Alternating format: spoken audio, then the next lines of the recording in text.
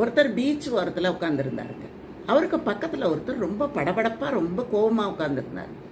உடனே அந்த கோபமாக இருந்தவர் இவரை பார்த்து கேட்டார், இந்த பாரு, இந்த மண் அள்ளி என் மேலே வீசினானே அவன் உன் பையன் தானே அப்படின்னு கேட்டார்.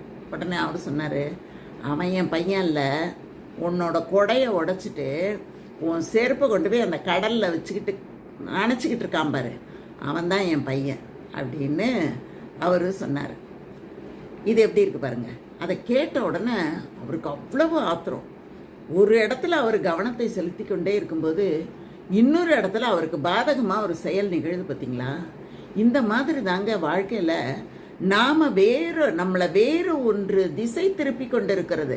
நம்ம கவனம் அதில் இருக்குது. அந்த நேரத்தில் நமக்கு தெரியாத ஏதோ ஒன்று நமக்கு பாதகமான செயல் நம்மை சுற்றி நிகழ்ந்து கொண்டே இருப்பதை நாம் புரிஞ்சுக்கிட்டாதாங்க வாழ்க்கையை சிறப்பாக